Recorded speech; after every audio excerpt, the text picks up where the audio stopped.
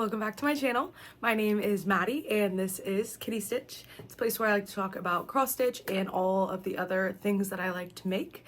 Today is a special episode. We're going to be talking about something cross stitch related, and that is actually retreats. So this is going to be a packing 101 video as to what I like to bring to retreats, and also some things that I have that I know other people like bringing to retreats as well. So hope you stick along and enjoy. First, I want to start out with defining what a retreat is. So typically it is an event that is hosted by either a cross stitch shop or designer, fabric dyer, and basically they rent out some sort of space or have some sort of space where stitchers can gather. There's typically a fee included that you pay for your time spent in that space to gather together and spend some time with stitchers.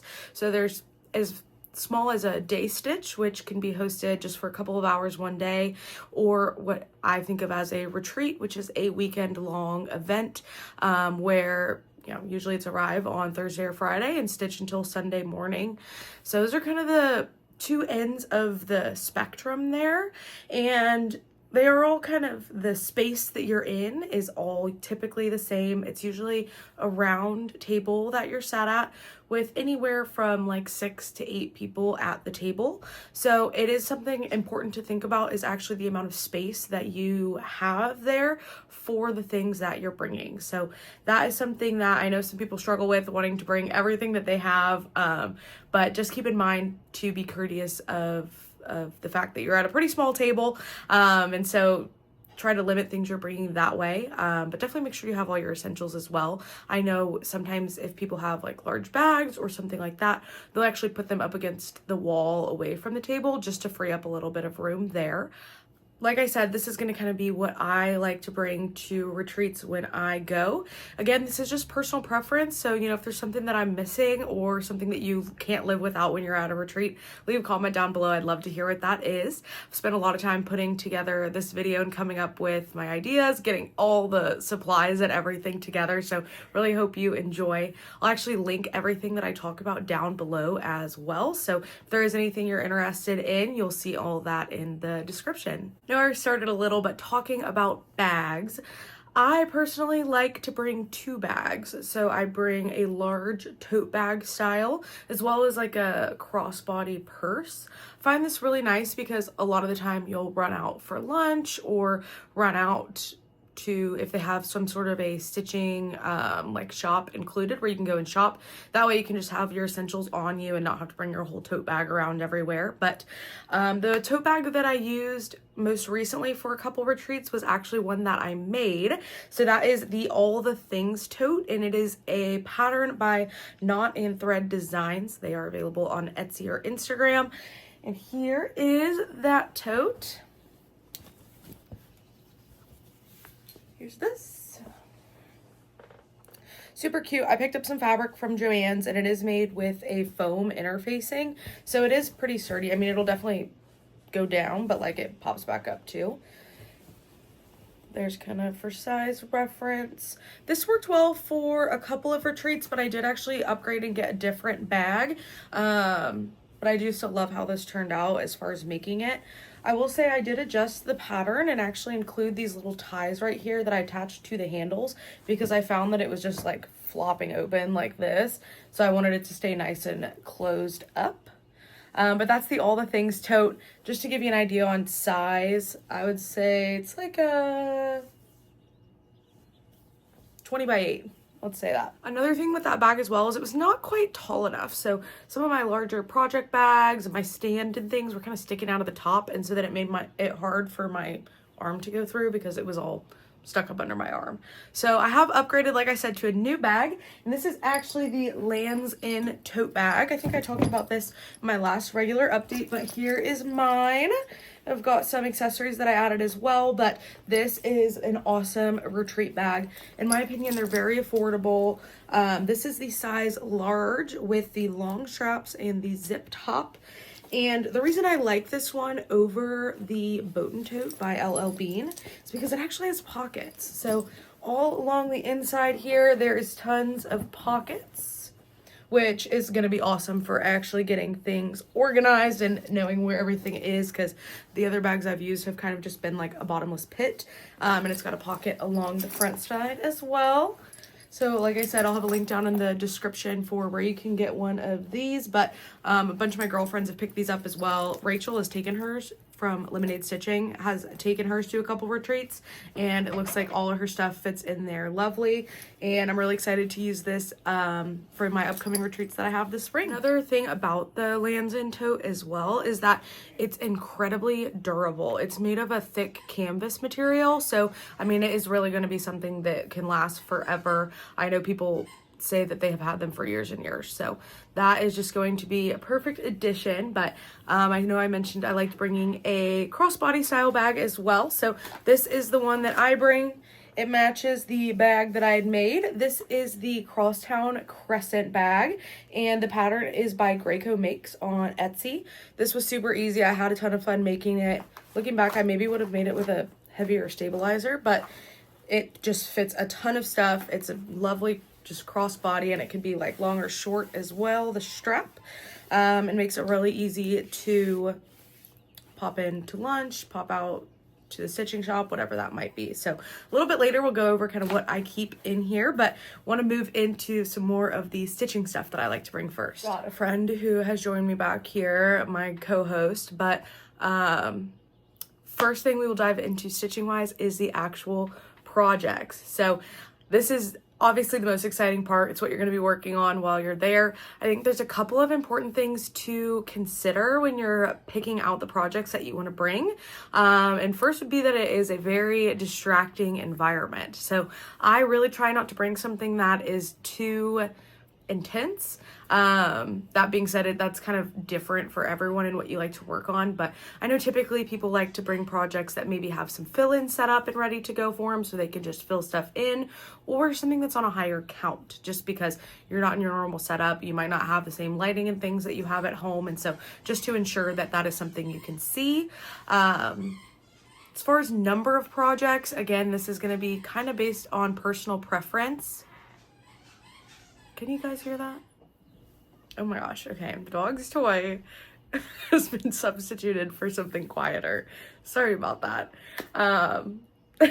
As far as the number of projects goes, this is again going to be kind of based on personal preference.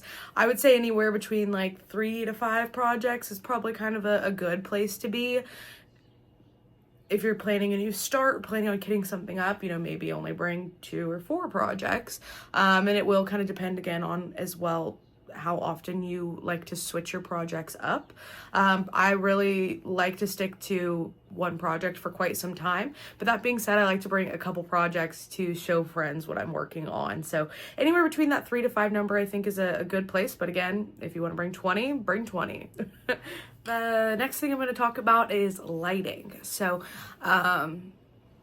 every retreat is going to be different, but if you are at a retreat, typically they will tell you beforehand, whether it's like in an email or posted on the website, if they have outlets available under the table. I believe everyone that I have been to does have some sort of outlet available. So that means that I have brought my light with me that I like to use. This is one by Light, and it's got this long neck that is bendable and adjustable, and then a clip here for the table.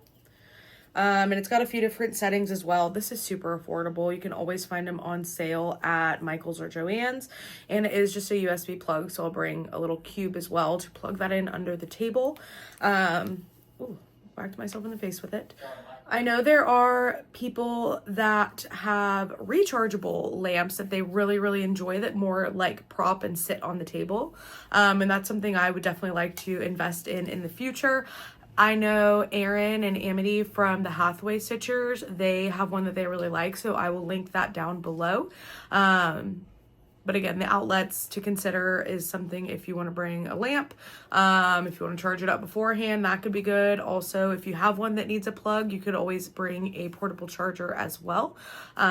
Or if you don't need a lamp, then don't bring a lamp. Moving into more of the stitching necessities, I luckily have got everything compiled here in my cute stitching case that I made from the tutorial from XO Needle in the Hay XO. I feel like I've talked about this a lot here recently. So I'll on my Instagram I have posted exactly what is in here, but it is just everything that you need to stitch pretty much. So I've got needles, chapstick, a corner gauge, some post-it notes, scissors, literally just everything that I need. I'll go ahead and insert that picture that I have as well, so it'll just kind of show you exactly what I bring. But those are kind of all of the essentials that I like to bring.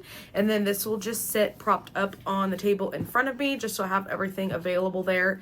It's nice and small, so it won't take up too much space. Another thing that I really like to keep on the table is this little stand. I believe it's actually for like recipe books. It's very affordable on Amazon. I'll have it linked below, but it's a lot of fun because it is magnetic. So people are always going around passing out needle minders and all kinds of stuff. So I always will stick those onto my stand, and I'll use it to prop up my iPad when I'm stitching. So this will sit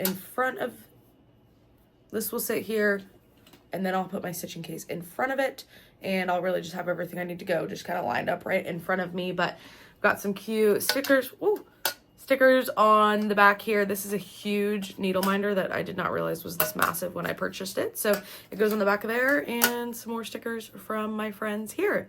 I feel like now is a good time as well. I'll go ahead and insert, I actually took a video of both what the table looked like in front of me, so my little area that I had set up, as well as my little area on the floor when I was at the Color and Cotton Stitching Day last year, just because I think it'll be a good visual to give you to see exactly what that would look like and the amount of space that you have. So I'll go ahead and insert that here.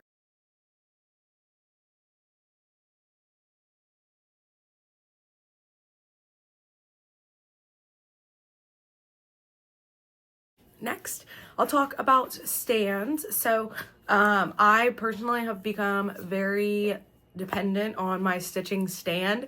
So at home I have a floor stand from Amazon, and actually recently just got an upgrade as well. But I will say for retreats, I don't really see people bring floor stands very often. It is more of a like table setup situation. So I have 3 options to share with you here today, kind of ranging in price from low to high.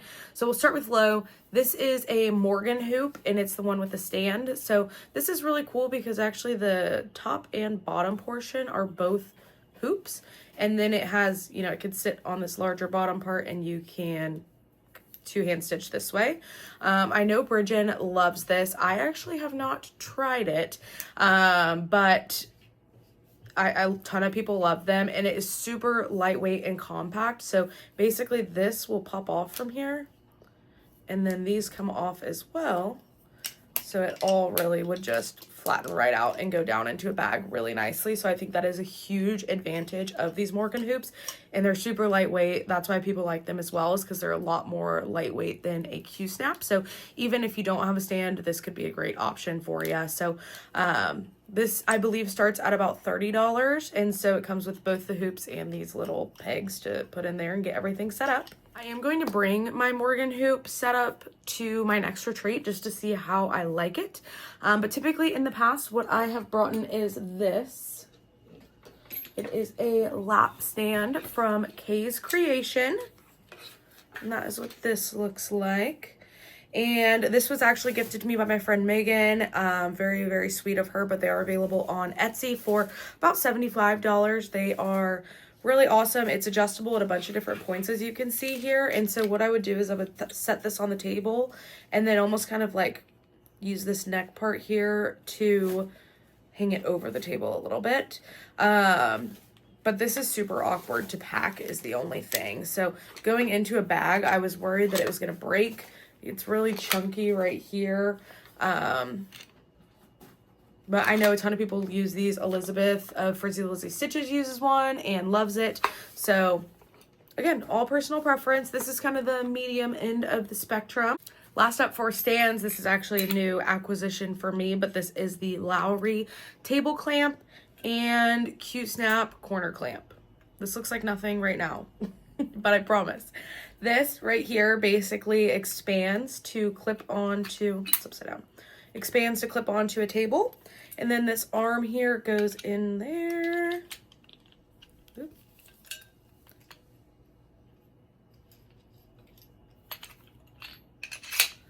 This arm goes in, and then this can hold your Q-snap.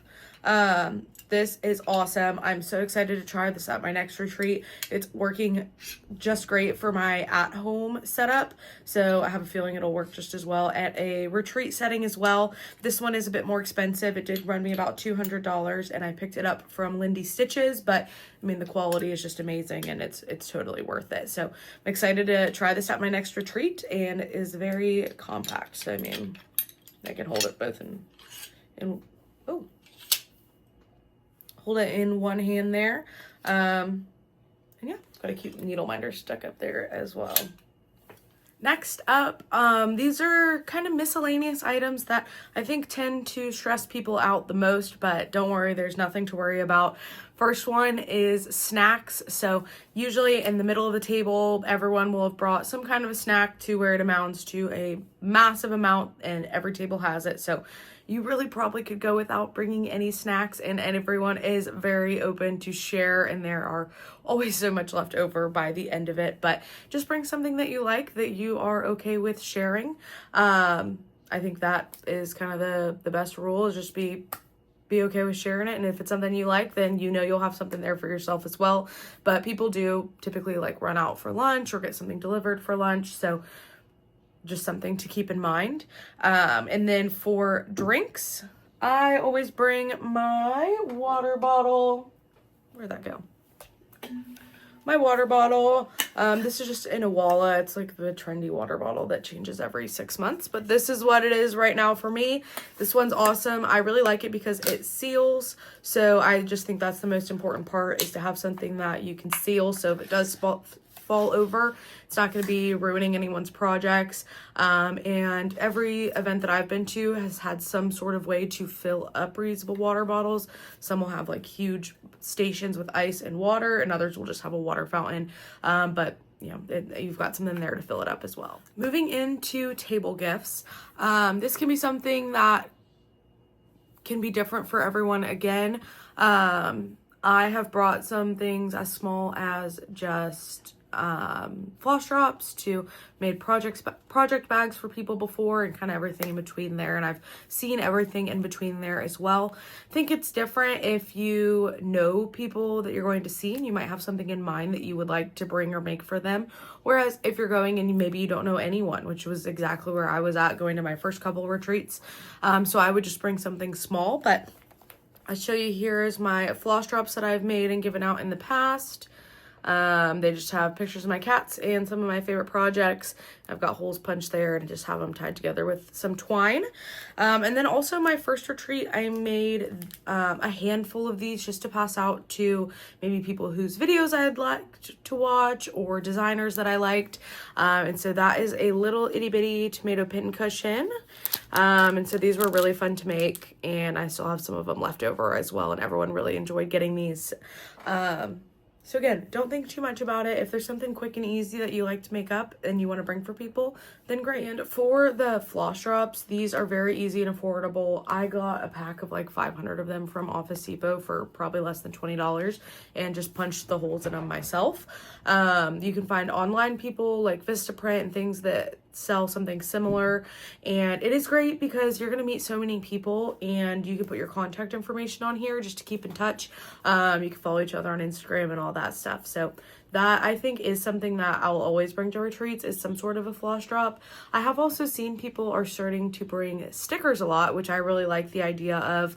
Again, there's tons of people online that you can get a whole bunch of them for relatively affordable. Next up is the brag table. Again, this is not something that is at every retreat, but the retreat, whatever your retreat that you're going to, will probably have something online that says whether or not there is a brag table. And it's just a great way to display your coolest project that you have, or something that you really want to show off. I will say at StitchCon, they do provide these cute little tags that you can fill out and put next to your project. And what I really like is you can put your table number on there. So if anyone has questions or anything, they can come over and talk to you about your project, or vice versa. If you see somebody that you think is really cool, you can go over and talk to them as well. I like to bring a couple of finished pieces, maybe that aren't framed, but just things that I have finished, again, if I want to show them to people at my table or things like that. If you've got some extra room, might as well throw it in. Kind of the final thing here, we will dive into what is actually in my little crossbody bag. This is where I keep kind of the essential non-stitching related things. First thing I have is just my wallet. Obviously, I'm going to be buying something while I'm there. So that comes in handy to have. Next up is a reusable tote bag. This is one by Baggu. I really love this brand and these little bags specifically. They flatten up and store in these little pouches, which is nice, and they are made of a really nice material, so they hold like 100 pounds. I've had so many reusable bags that I've filled to the brim and then they just break on me, but this one has lasted quite some time. So the sun is kind of coming in at a weird spot now, so hopefully that's not bothering you too much, but we're about to finish up here. But Baggu bags, they're my favorite. Next thing in here, I have just a little medicine container. This is super cheap from Amazon, but I just like to keep some ibuprofen, allergy medicine, and Tums with me, just in case. Being in a different environment, you never know if you're gonna want to take a little something. And my portable charger. This one is huge for retreats, I think. So this is one from Amazon that I really love because it actually has all the ports that you could need. So it's got, I don't know the names of all of these, but like the new iPhone charger, the old iPhone charger, this one that is kind of weird shaped, and the USB one down here. And then these are all attached, so you can't lose them. And then it just plugs straight into the wall there. So this is really nice if you want to plug your lamp in, your iPad in, if you use it to stitch, anything like that. I think this is so handy to have. I also do bring a phone charger as well because I'm always looking things up on my phone while I'm there, whether it be charts that people are working on or new channels to follow, anything like that.